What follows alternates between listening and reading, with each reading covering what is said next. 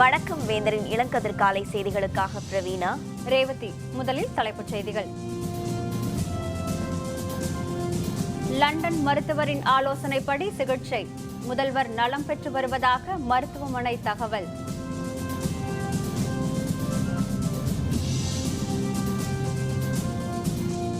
காஷ்மீரில் ராணுவ முகாம் மீது தற்கொலை தாக்குதல், பாகிஸ்தான் தீவிரவாதிகள் 2 பேர் சுட்டுக் கொலை.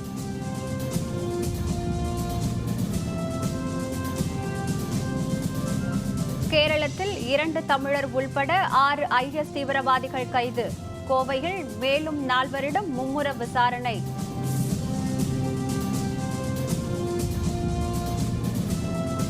உள்ளாட்சி தேர்தல் வேட்புமனு தாக்கல் இன்று கடைசி நாள். 10,000 மனுக்கள் தாக்கலாகும் என எதிர்பார்ப்பு.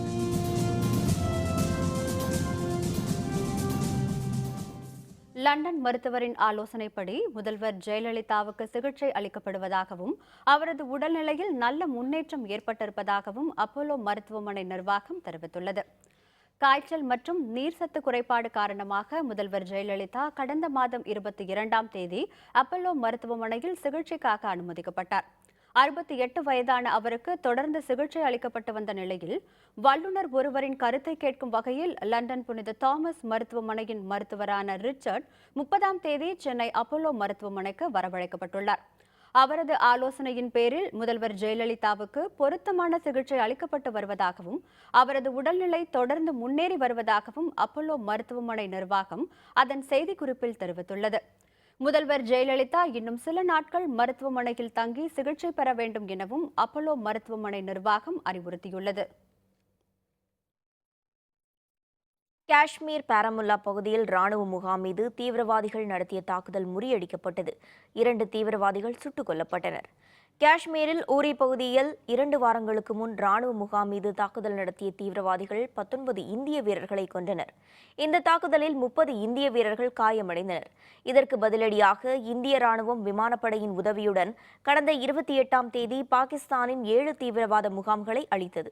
இதற்கு பதிலடியாக நேற்று இரவு 10:30 மணியளவில் பாகிஸ்தான் தீவிரவாதிகள் சிலர் ஜீலம் நதியை கடந்து காஷ்மீரின் பாரமுல்லா மாவட்டம் ஜபான்ஸ்போரா பகுதியில் உள்ள எல்லை பாதுகாப்பு படை, 46வது ராஷ்டிரிய ரைபிள் படை ஆகியவற்றின் 2 முகாம்கள் மீது தாக்குதல் நடத்தினர். முகாம்களின் மீது கையெறி குண்டு வீசிய தீவிரவாதிகள் ஃபிதாயின் எனப்படும் தற்கொலை தாக்குதலை நடத்த முயன்றனர். அப்போது ராணுவத்துக்கும் தீவிரவாதிகளுக்கும் இடையே கடும் துப்பாக்கி சண்டை நடந்தது. அதில் இந்திய வீரர்கள் 5 பேர் காயமடைந்தனர். தீவிரவாதிகள் தரப்பில் 2 பேர் சுட்டுக் கொல்லப்பட்டனர். காயமடைந்த இந்திய எல்லைப்படை வீரர்களில் ஒருவர் பின்னர் மரணமடைந்தார். தாக்குதல் நடந்த இடத்துக்கு தற்போது கூடுதல் படைகள் விரைந்துள்ளன. பாரமுல்லா ஜவான்ஸ்போரா பகுதியில் இடைவிடாமல் பல மணி நேரம் கேட்ட துப்பாக்கி சத்தம், எரிகுண்டுகள் வெடிக்கும் சத்தத்தால் அந்த பகுதி முழுவதும் பதற்றம் ஏற்பட்டது. ஊரி தாக்குதலுக்கு பின் இந்திய பாதுகாப்பு படையினர் மிகவும் விழிப்புடன் இருந்த நிலையில் இருப்பதால் முகாம்களை கைப்பற்றும் தீவிரவாதிகளின் முயற்சி தோற்றுப்போனது. பாகிஸ்தானுக்குள் புகுந்து இந்தியா நடத்திய துல்லிய தாக்குதலுக்கு பழிக்கு பழி வாங்கும் விதத்தில் தீவிரவாதிகள் பாரமுல்லா ராணுவ முகாம்கள் மீது தாக்குதல் நடத்தியிருப்பதாக கருதப்படுகிறது.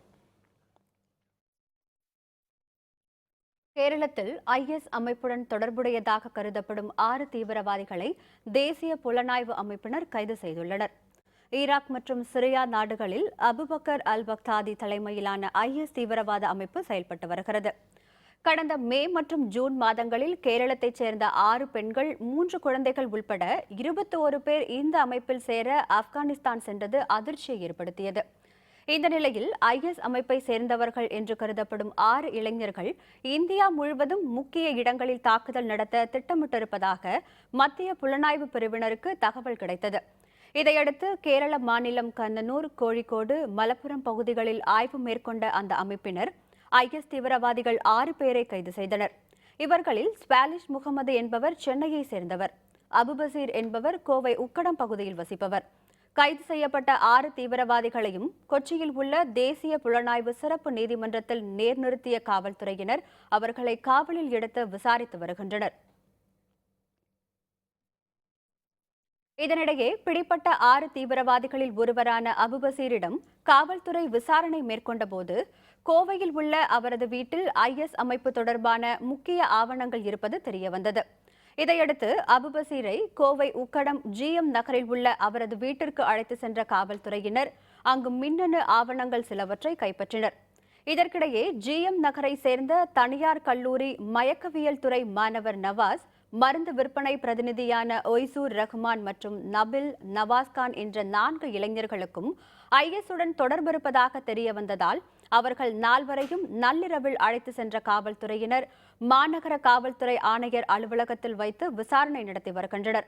மேலும் 5வது நபர் ஒருவரையும் காவல்துறையினர் தேடி வருவதால் உக்கடம் பகுதியில் மட்டுமின்றி கோவை மாநகர் முழுவதுமே பதற்றம் நிலவுகிறது.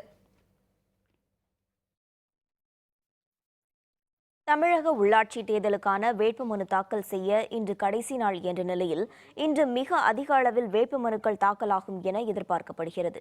தமிழகத்தில் மொத்தமுள்ள 1,31,794 உள்ளாட்சி பதவிகளுக்கு வரும் 17 மற்றும் 19ஆம் தேதிகளில் 2 கட்டங்களாக தேர்தல் நடைபெறுகிறது. இதற்காக ஊரகப் பகுதிகளில் 62,337 வாக்குப்பதிவு மையங்களும், நகர்ப்புறங்களில் 91,098 வாக்குப்பதிவு மையங்களும் அமைக்கப்பட உள்ளன. தேர்தல் பணியில் 6,50,000 அலுவலர்கள் ஈடுபடுத்தப்பட உள்ளனர்.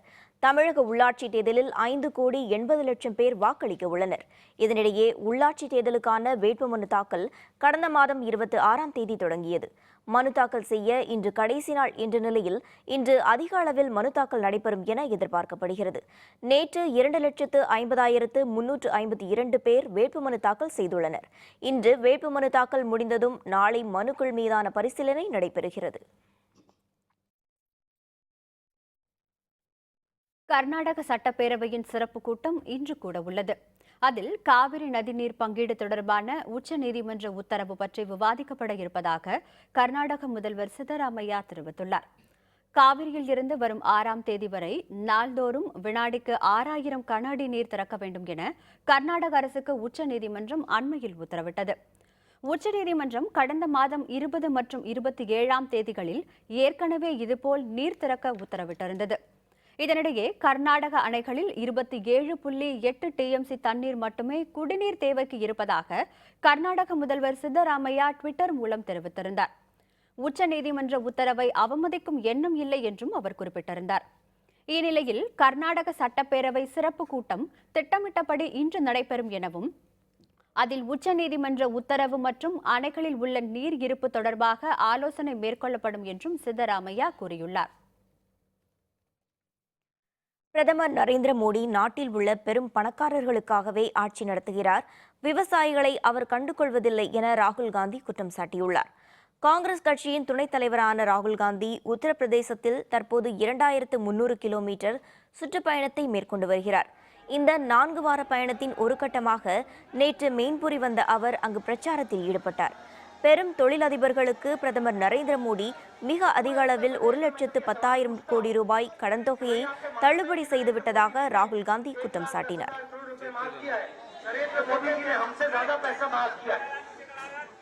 मगर पूरे उत्तर प्रदेश में मैं जब ये सवाल पूछता हूँ कि भाई आपको मालूम है कि नरेंद्र मोदी जी ने 1,10,000 करोड़ रुपए माफ किया है, तो सब लोग कहते हैं नहीं किया, मगर किया है। हिंदुस्तान के सबसे बड़े 15 उद्योगपतियों का किया है। நாட்டில் வெறும் 15 தொழிலதிபர்கள் மட்டுமில்லை, ஏராளமான விவசாயிகள், தொழிலாளர்கள், வேலையில்லாத இளைஞர்கள், சிறிய கடை உரிமையாளர்கள் இருக்கிறார்கள். அங்கன்வாடி பெண் உறுப்பினர்களும் இருக்கிறார்கள். இதை நான் மோடிக்கு நினைவுபடுத்த விரும்புகிறேன் எனவும் ராகுல் காந்தி தெரிவித்தார்.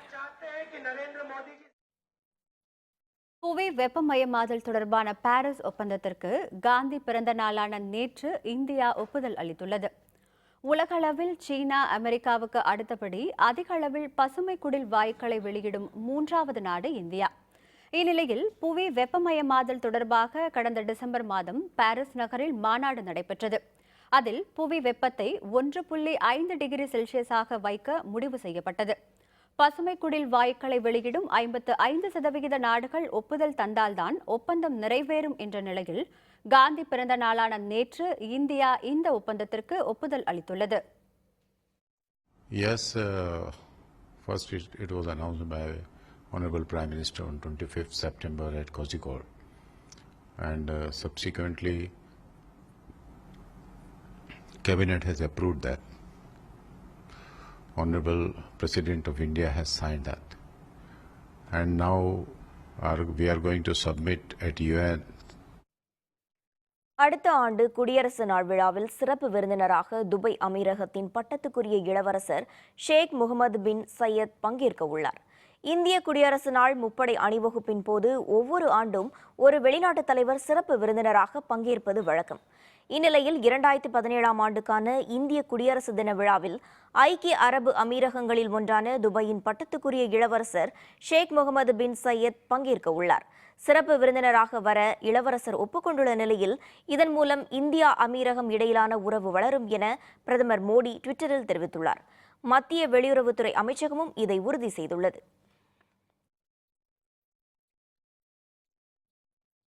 தமிழகத்திற்கு உரிய நீரை கர்நாடகம் தர வேண்டும். கேரள சட்டப்பேரவை எதிர்க்கட்சித் தலைவர் கருத்து. விவரம் விளம்பர இடைவேளைக்கு பிறகு.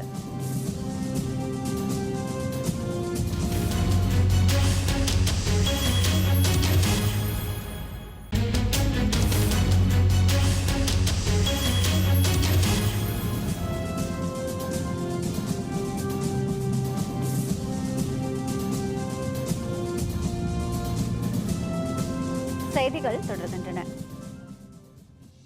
கர்நாடக அரசு உச்சநீதிமன்ற ஆணையை தவறாமல் பின்பற்றி தமிழகத்திற்குரிய நீரை கொடுக்க வேண்டும் என கேரள சட்டப்பேரவை எதிர்க்கட்சித் தலைவர் ரமேஷ் சென்னிதலா கூறியுள்ளார். கன்னியாகுமரியில் இருந்து கேரள மாநிலம் சிவகிரி வரை காங்கிரஸ் கட்சியின் ஜனஸ்ரீ பிரச்சார வாகன பேரணி நேற்று தொடங்கியது.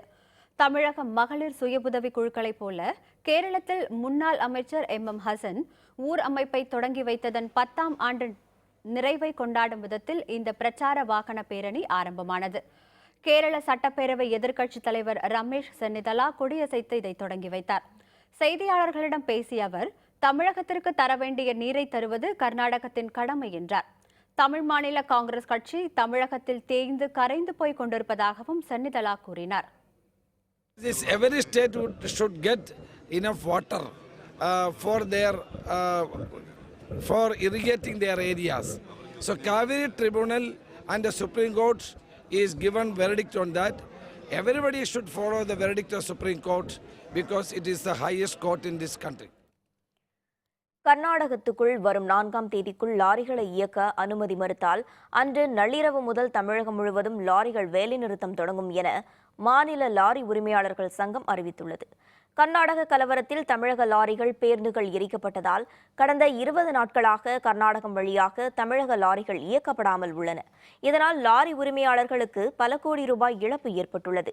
இந்நிலையில் நாமக்கல்லில் நேற்று மாநில லாரி உரிமையாளர்கள் சங்கத்தின் செயற்குழு கூட்டம் நடைபெற்றது. கூட்டத்தை அடுத்து செய்தியாளர்களுடன் பேசிய சங்க தலைவர் குமாரசாமி, வட மாநிலங்களில் இருந்து கர்நாடகம் வழியாக தமிழகத்துக்கு லாரிகள் வருவதாகவும் தமிழக லாரிகளை மட்டும் கர்நாடகத்துக்குள் செல்ல விடாமல் தமிழக காவல்துறை ஒருதலைபட்சமாக தடுப்பதாகவும் குற்றம் சாட்டினார். வரும் 4ஆம் தேதிக்குள் நிலைமை மாறாவிட்டால் அன்று நள்ளிரவு முதல் தமிழகத்தில் உள்ள 4 லட்சம் லாரிகள் காலவரம்பற்ற வேலை நிறுத்தத்தில் ஈடுபடும் என்றும் அவர் கூறினார். எங்களுடைய வாகனங்களுக்கு கர்நாடக மாநில அரசிடம் பேசி பாதுகாப்பு செய்து கொடுக்க கேட்டுக்கொண்டிருந்தோம். இதுவரை எங்களுக்கு பதில் இல்லை. ஆகையால் நாங்கள் 4ஆம் தேதி மாலை வரை அதற்குள் இரு அரசாங்கங்களும் பேசி எங்கள் வாகனங்களை இயக்குவதற்கு வழிவகை செய்ய வேண்டும். அவ்வாறு இல்லை என்றால் காலவரையற்ற வேலை நிறுத்தம் என்று அறிவித்துள்ளோம். லாரிகள் வேலை நிறுத்தத்தையொட்டி 4ஆம் தேதி முதல் லாரி புக்கிங் செய்வதை நிறுத்த உள்ளதால் நாள் ஒன்றுக்கு 500 கோடி ரூபாய் மதிப்பிலான பொருட்கள் தேங்கும் அபாயம் ஏற்பட்டுள்ளது. சேலம் மாவட்ட லாரி புக்கிங் ஏஜென்ட்டுகள் சங்கத்தின் பொதுக்குழு கூட்டம் சேலத்தில் நடைபெற்றது. இதில் பங்கேற்ற சங்கத்தின் மாநில தலைவர் ராஜவடிவேல் செய்தியாளர்களிடம் பேசினார். அப்போது கடந்த 25 நாட்களாக கர்நாடகத்திற்கு லாரிகள் இயக்கப்படாததால் ஜவ்வரிசி, மஞ்சள், தானியங்கள் என 40,000 கோடி ரூபாய் மதிப்பிலான பொருட்கள் தேங்கி கிடப்பதாக அவர் தெரிவித்தார். வரும் 5ஆம் தேதி முதல் தமிழ்நாடு லாரி உரிமையாளர்கள் கால வரம்பற்ற வேலை நிறுத்தத்தை தொடர உள்ளதால் 4ஆம் தேதி முதல் லாரி புக்கிங் முகவர்கள் சரக்குகளை புக்கிங் செய்ய போவதில்லை என அவர் அறிவித்தார். வருகின்ற 5ஆம் தேதி முதல் தென்னிந்திய லாரி உரிமையாளர்கள் சம்மேளனம் அறிவித்துள்ள இந்த காலவரையற்ற வேலை நிறுத்தம் தமிழ்நாடு லாரி உரிமையாளர்கள் சம்மேளனம் அறிவித்துள்ளது. இந்த காலவரையற்ற வேலை நிறுத்தத்திற்கு ஆதரவாக எங்களது தமிழ்நாடு லாரி புக்கிங் ஏஜென்ட்டுகள் சம்மேளனம் வருகின்ற 4ஆம் தேதி முதல் தமிழ்நாட்டிலிருந்து கர்நாடகா செல்லக்கூடிய அனைத்து பொருட்களும் முழுவதும் நிறுத்தப்படும். நாள் ஒன்றுக்கு 500லிருந்து 600 கோடி ரூபாய் பெருமானம் உள்ள பொருட்கள் தேக்கமடையும் என்பதனை தெரிவித்துக் கொள்கின்றோம். நெல்லை மாவட்டத்தின் முக்கிய அணைகளில் நீர்மட்டம் குறைந்தாலும் அக்டோபர் 30ஆம் தேதி வரை குடிநீர் பிரச்சினை ஏற்படாது என மாவட்ட ஆட்சித்தலைவர் கருணாகரன் கூறியுள்ளார். நெல்லை பாளையங்கோட்டையில் செய்தியாளர்களிடம் பேசிய அவர், நெல்லை மாவட்டத்தின் முதன்மை அணையான பாபநாசம் அணையில் 18 அடிக்கு நீர் இருப்பதாகவும் அணைக்கு 117 கன அடி நீர் வந்து கொண்டிருப்பதாகவும் குடிநீர் தேவைக்காக அணையிலிருந்து 200 கன அடி நீர் திறக்கப்பட்டு வருவதாகவும் அவர் கூறினார். மணிமுத்தாறு அணையில் 51 அடிக்கு நீர் இருப்பதாகவும் வரும் 30ஆம் தேதி வரை குடிநீர் பிரச்சினை ஏற்படாது எனவும் ஆட்சியர் கருணாகரன் தெரிவித்தார். தற்பொழுது இருக்கக்கூடிய நீரிலே 150 முதல் 200 கன அடி மணிமுத்தாறிலிருந்தும் உள்ளே வரக்கூடிய 200 கன அடி பாபநாசத்திலிருந்தும் குடிநீருக்காக தாமிரபரணி ஆற்றிலே விடப்பட்டு கொண்டிருக்கின்றது. தற்பொழுது குடிநீருக்கு தேவைப்படக்கூடிய சராசரி 300லிருந்து 350 கன அடி நீரை பயன்படுத்தும் பொழுது அக்டோபர் 30 வரை குடிநீருக்கு எந்தவித தட்டுப்பாடும் ஏற்படாது. விழுப்புரம் மாவட்டம் கள்ளக்குறிச்சி அருகே ஒரே குடும்பத்தை சேர்ந்த 2 குழந்தைகள் அடையாளம் தெரியாத நோய்க்கு அடுத்தடுத்து பலியாகி இருப்பது பதற்றத்தை ஏற்படுத்தியுள்ளது. விழுப்புரம் மாவட்டம் கள்ளக்குறிச்சி அருகே அகர கோட்டாச்சலம் கிராமத்தை சேர்ந்தவர் குமார். இவருக்கு 2 குழந்தைகள். இதில் இளவரசன் என்ற ஆண் குழந்தை கடந்த 10 நாட்களுக்கு முன்பு வாயில் நுரை தள்ளி திடீரென இறந்து போனது. அதற்கான காரணம் எதுவும் தெரியவில்லை. இந்த நிலையில் மற்றொரு குழந்தையான 1 வயது உஷாவுக்கும் வாயில் நேற்று நுரை தள்ளியது. உடனே கள்ளக்குறிச்சி அரசு மருத்துவமனைக்கு கொண்டு செல்லும் வழியில் உஷாவின் உயிர் பிரிந்தது. ஒரே குடும்பத்தை சேர்ந்த 2 குழந்தைகள் 10 நாட்கள் இடைவெளியில் திடீரென இறந்தது பற்றி கள்ளக்குறிச்சி காவல் நிலையத்தினர் வழக்கு பதிவு செய்து விசாரித்து வருகின்றனர்.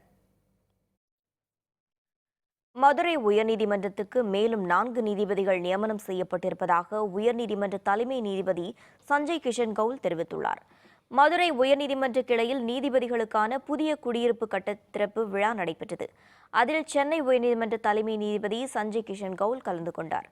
நீதிமன்ற வளாகத்தில் காந்தி சிலைக்கு மாலை அணிவித்து மரியாதை செலுத்திய அவர் பின்னர் சோதனை மையம் மற்றும் நீதிபதிகளுக்கான புதிய குடியிருப்புகளை திறந்து வைத்து பேசினார். தமிழகத்துக்கு புதிதாக 15 நீதிபதிகள் நியமனம் செய்யப்பட்டிருப்பதாகவும் தற்போது 2 நீதிமன்ற அமர்வு 3 அமர்வாக மாற்றப்பட இருப்பதாகவும் நீதிபதி கவுல் தெரிவித்தார். நாகப்பட்டினம் மாவட்டம் வேதாரண்யம் அருகே படகு பழுதானதால் நடுக்கடலில் தத்தளித்த 4 மீனவர்களை கடற்படையினர் மீட்டனர்.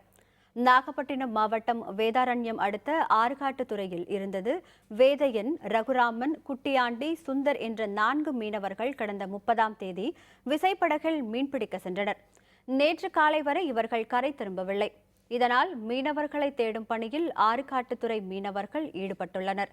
நேற்று முன்தினம் முழுக்க தேடும் பணி நடைபெற்றது. இந்நிலையில் படகு பழுதாகி இந்த 4 மீனவர்களும் சேதுக்கால்வாய் அருகே தத்தளிப்பதை அறிந்த இந்திய கடற்படையினர் அவர்களது படகை கட்டி இழுத்து பத்திரமாக அவர்களை கரை சேர்த்தனர். கோபிச்செட்டிப்பாளையம் அருகே உள்ள கவுந்தம்பாடி செந்தாம்பாளையத்தில் உள்ள காந்தி கோவிலில் 148வது பிறந்த நாளையொட்டி காந்தி சிலைக்கும் கஸ்தூரிபாய் சிலைக்கும் சிறப்பு அபிஷேக ஆராதனைகள் நடைபெற்றன. ஈரோடு மாவட்டம் கோபிச்செட்டிப்பாளையம் அருகே உள்ள கவுந்தம்பாடி செந்தாம்பாளையத்தில் அண்ணல் காந்தியடிகளுக்கென கோவில் உள்ளது. மகாத்மா காந்தி மீது அளவற்ற பற்று வைத்திருந்த வையாபுரி என்பவர் 1997ஆம் ஆண்டு கட்டிய கோவில் இது. இங்கு அன்னை கஸ்தூரிபாவுக்கும் தனியாக கோவில் உள்ளது. வயது முதிர்வு காரணமாக பெரியவர் வையாபுரி கடந்த ஜனவரி மாதம் காலமான நிலையில் நேற்று காந்தி பிறந்த நாளான அக்டோபர் 2ஆம் தேதியையொட்டி வையாபுரியின் 4 மகன்களும் காந்தி மற்றும் கஸ்தூரிபாவின் சிலைகளுக்கு சிறப்பு அபிஷேகம் செய்தனர். பால், தயிர், திருமஞ்சள், இளநீர், பன்னீர் போன்றவற்றை கொண்டு இந்த அபிஷேகம் நடைபெற்றது. பின்னர் பட்டாடை, மலர் மாலைகளை அணிவித்து சிறப்பு பூஜை நடந்தது. அதன்பின் அன்னதானமும் வழங்கப்பட்டது. பூஜைக்கு வந்தவர்களுக்கு வையாபுரி அவர்களின் நினைவாக 100 மரக்கன்றுகள் வழங்கப்பட்டன.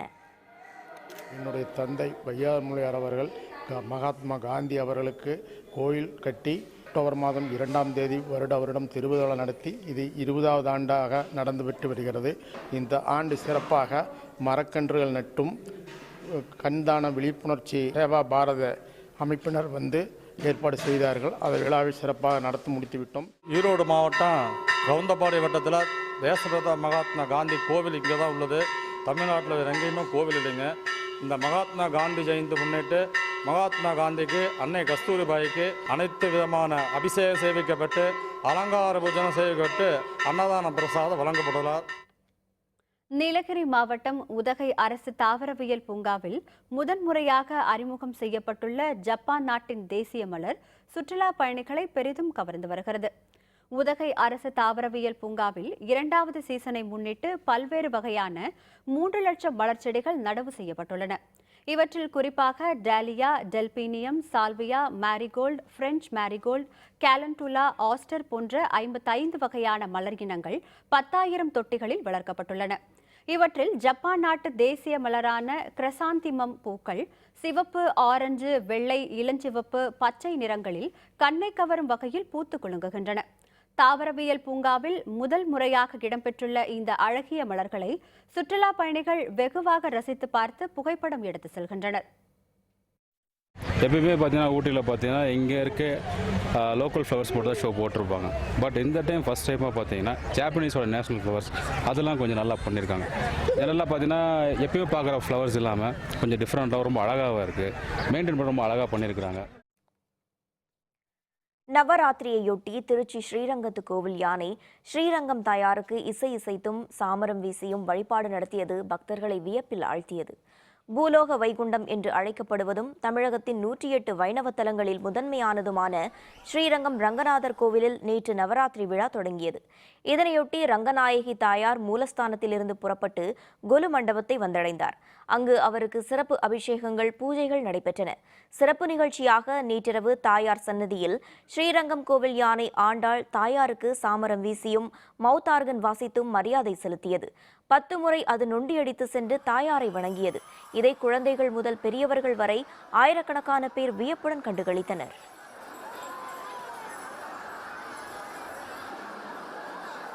ரங்கநாயகி தாயாருடைய கொலு உற்சவம், யானை நொண்டி அடித்து இங்கே தாயாரை சந்தோஷப்படுத்துறது, இது ரொம்ப பார்க்கறதுக்கு ரொம்ப அருமையான ஒரு அற்புதமான ஒரு விஷயம். எந்த ஊர்லேயுமே எங்கேயுமே நடக்காத ஒரு இந்த வைபவம். நீங்கள் எல்லாரும் இதை பார்த்து அனுபவித்து தாயாருடைய அனுகிரகமும் பெருமாளுடைய அனுகிரகமும் அடையணும்னு கேட்டுக்கிறேன். நவராத்திரி விழாவையொட்டி திருச்சி ஸ்ரீரங்கத்தில் வைக்கப்பட்டுள்ள 20 அரங்குகளை கொண்ட பிரம்மாண்ட கொலு கண்காட்சி ஆயிரக்கணக்கான பக்தர்களை கவர்ந்து வருகிறது. 9 நாள் நவராத்திரி விழாவையொட்டி ஸ்ரீரங்கம் ரங்கநாதர் ஆலயம் 1000 கால் மண்டபத்தில் 4வது ஆண்டாக ஸ்ரீ வைஷ்ணவம் என்ற பெயரில் பிரம்மாண்ட கொலு கண்காட்சி வைக்கப்பட்டுள்ளது. ராமானுஜரின் 1000வது ஆண்டையொட்டி 20 அரங்குகளில் அமைக்கப்பட்டுள்ள இந்த சிறப்பு கொலு கண்காட்சியை கோவில் இணை ஆணையர் ஜெயராமன் குத்துவிளக்கேற்றி திறந்து வைத்தார். இந்த கொலு கண்காட்சியில் கிருஷ்ணர் லீலை, சூடி கொடுத்த சுடற்கொடி, ஸ்ரீ லட்சுமி நாராயணன், நவராத்திரி நாயகியர், அஷ்டலட்சுமி, திருமாலின் 3 திருக்கோலங்கள், ராமானுஜர் போன்ற 2000த்திற்கும் மேற்பட்ட பொம்மைகள் இடம்பெற்றுள்ளன. இம்மாத இறுதி வரை நடைபெறவுள்ள இந்த கண்காட்சியை ஆயிரம் பக்தர்கள் கண்டு வணங்கி செல்கின்றனர்.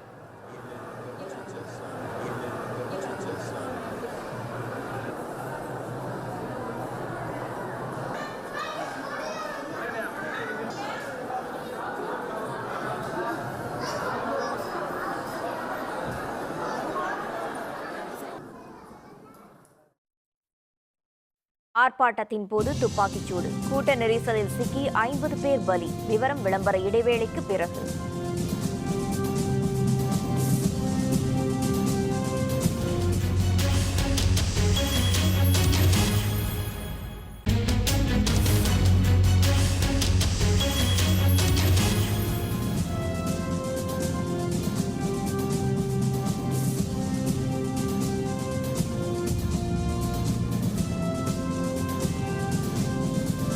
செய்திகள் தொடர்கின்றன.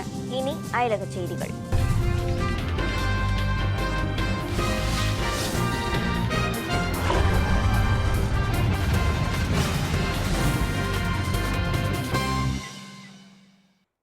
எத்தியோப்பியா நாட்டில் காவல்துறை நடத்திய துப்பாக்கிச் சூட்டில் மக்கள் கூட்டம் கலைந்தோடிய போது ஏற்பட்ட கூட்ட நெரிசலில் 50க்கும் மேற்பட்டோர் பலியானார்கள். ஆப்பிரிக்க நாடான எத்தியோப்பியாவின் ஒரோமியா பகுதியில் உள்ள சிறிய நகரம் பிசோப்து.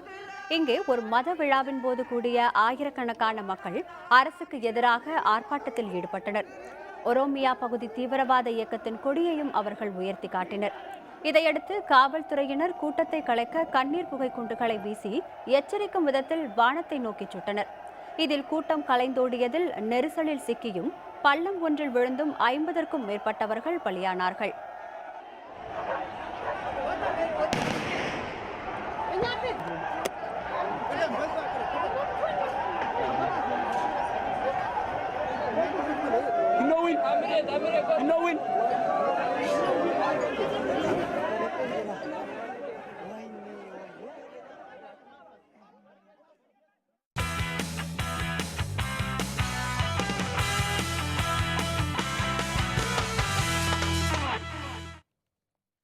இந்தியன் சூப்பர் லீக் கால்பந்து போட்டியில் சென்னை கொல்கத்தா அணிகளுக்கு இடையே நேற்று நடந்த ஆட்டம் சமனில் முடிந்தது. இந்தியன் சூப்பர் லீக் கால்பந்து போட்டியின் 3வது சீசன் தற்போது நடந்து வருகிறது. முதல் ஆட்டத்தில் நார்த் ஈஸ்ட் அணி கேரளா பிளாஸ்டர்ஸ் அணியை வீழ்த்திய நிலையில் நேற்று கொல்கத்தா ரவீந்திர சரோவர் விளையாட்டரங்கில் நடப்பு சாம்பியனான சென்னை அணியும் அத்லெட்டிகோ கொல்கத்தா அணியும் மோதின. ஆட்டத்தின் முதல் பாதியில் இரு அணிகளுமே கோல் போடாத நிலையில் இரண்டாவது பாதியின் 59வது நிமிடத்தில் கொல்கத்தா அணியின் தென்னாப்பிரிக்க வீரர் டவுட்டி கோல் அடித்து அசத்தினார். ஆனால் 66 மற்றும் 70வது நிமிடத்தில் சென்னை அணி அடுத்தடுத்து 2 கோல்களை போட்டு மிரள வைத்தது. JS ராணி முதல் கோலையும் ஹான்ஸ் முல்டர் இரண்டாவது கோலையும் அடித்தனர். இதனால் 2-1 என சென்னை அணி முன்னிலை பெற்றது. எனினும் ஆட்டம் முடிய 4 நிமிடம் இருந்த நிலையில் கொல்கத்தா அணி வீரர் லெயின் ஹீமே பெனால்டி மூலம் ஒரு கோல் அடிக்க முடிவில் 2-2 என ஆட்டம் சமனில் நிறைவடைந்தது. As both teams get tired, they're going to need to start keeping the ball. Mulder's shot took a deflection, it goes in. Which flicks off Thierry, and Chennai have scored twice in quick succession. Here comes Hume against Kerr, stutter in the run-up, and Hume finds the bottom corner. கொல்கத்தாவில் நடைபெற்று வரும் நியூசிலாந்துக்கு எதிரான 2வது test cricket போட்டியின் இந்திய அணி 339 ரன்கள் முன்னிலை பெற்றுள்ளது. இந்தியா நியூசிலாந்து அணிகளுக்கு இடையிலான 2வது டெஸ்ட் போட்டி கொல்கத்தா ஈடன் கார்டன் திடலில் நடந்து வருகிறது. இதில் 112 ரன்கள் முன்னிலையுடன் நேற்று 2வது இன்னிங்ஸை ஆடிய இந்திய அணி 3ஆம் நாள் ஆட்ட முடிவில் 8 விக்கெட் இழப்புக்கு 227 ரன்கள் எடுத்துள்ளது. இதன் மூலம் இந்திய அணி 339 ரன்கள் முன்னிலை பெற்றுள்ளது. 7வது விக்கெட்டுக்கு விக்கெட் கீப்பர் விருத்திமான் சவுகாவுடன் கூட்டு சேர்ந்த வீரர் ரோஹித் சர்மா அடித்த அரை சதம் இந்தியாவின் முன்னிலைக்கு முக்கிய காரணமாகும். இவ்விரு வீரர்களும் இணைந்து 103 ரன்களை குவித்தனர். கூட்டாக எடுத்த இந்த 100 ரன் மிக முக்கியமானது என ரோஹித் சர்மா கூறியுள்ளார். Saha and myself, that 100-run partnership was very crucial according to the team's perspective. I think once we got in, we played our shots as well. We wanted to put the pressure back on the New Zealanders. மீண்டும் தலைப்புச் செய்திகள். London மருத்துவரின் ஆலோசனைப்படி சிகிச்சை, முதல்வர் நலம் பெற்று வருவதாக மருத்துவமனை தகவல். காஷ்மீரில் ராணுவ முகாம் மீது தற்கொலை தாக்குதல், பாகிஸ்தான் தீவிரவாதிகள் 2 பேர் சுட்டுக்கொலை.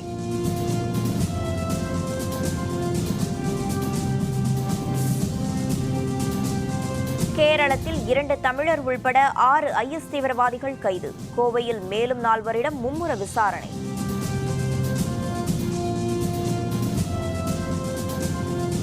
உள்ளாட்சி தேர்தல் வேட்புமனு தாக்கல் இன்று கடைசி நாள். பல ஆயிரம் மனுக்கள் தாக்கலாகும் என எதிர்பார்ப்பு.